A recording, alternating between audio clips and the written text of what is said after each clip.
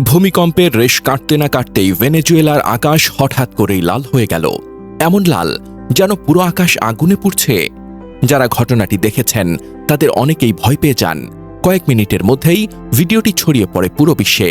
অনেকে বলছেন এটি কোনো অশুভ সংকেত, আবার বিজ্ঞানীরা বলছেন এর পেছনে রয়েছে ভিন্ন ব্যাখ্যা। আসলেই কি ঘটেছিল ভেনেজুয়েলার আকাশে? জানা যায়, দুটি শক্তিশালী ভূমিকম্পে তখনও কাঁপছে ভেনেজুয়েলা। ধ্বংসস্তূপের নিচে আটকে থাকা মানুষদের উদ্ধারে চলছে মরিয়া চেষ্টা।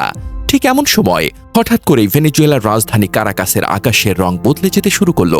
কয়েক মিনিটের মধ্যেই পুরো পশ্চিম আকাশ রক্ত লাল রঙে ঠেকে গেল, যেন আগুনে জ্বলছে পুরো আকাশ। এই ভয়ঙ্কর দৃশ্য মুহূর্তেই মোবাইল ক্যামেরায় ধারণ করেন অসংখ্য মানুষ। ভিডিও ছড়িয়ে পড়ে ফেসবুক, এক্স, ইনস্টাগ্রাম, টিকটক সহ বিশ্বের বিভিন্ন সামাজিক যোগাযোগ মাধ্যমে।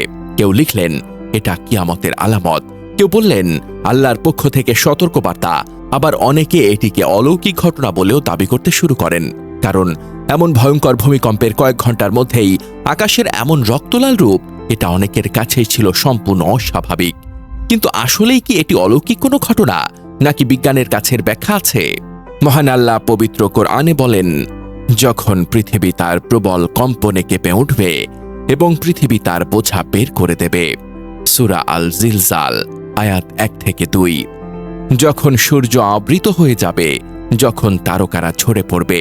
সূরা আল তাকবীর, আয়াত 1 থেকে 3। অন্যান্য আয়াতে আকাশের বিভিন্ন পরিবর্তন কিয়ামতের আলামত হিসেবে বর্ণিত হয়েছে। তবে ইসলাম আমাদের এটাও শিক্ষা দেয়, প্রমাণ ছাড়া কোনো নির্দিষ্ট ঘটনাকে আল্লাহর বিশেষ শাস্তি, কিয়ামতের আলামত বা অলৌকিক নিদর্শন বলে নিশ্চিত দাবি করা উচিত নয়। এবার আসা যাক বিজ্ঞানের কথায়।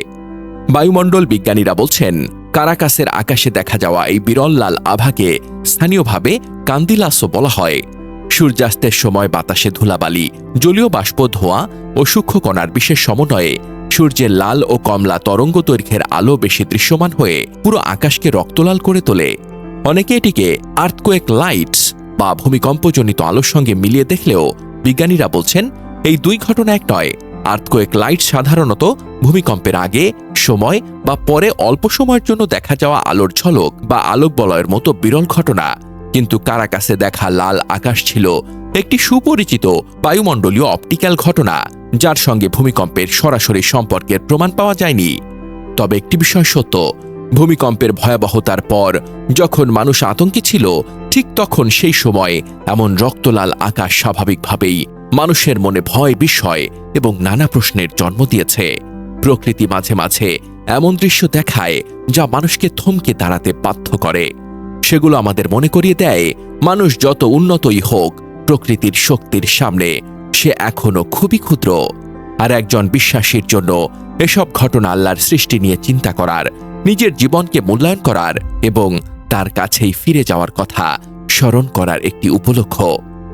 হয়তো এ কারণেই ভেনেজুয়েলার সেই রক্তলাল আকাশ কয়েক মিনিটের একটি দৃশ্য হয়েও আজ বিশ্বজুড়ে কোটি মানুষের আলোচনার বিষয় হয়ে উঠেছে।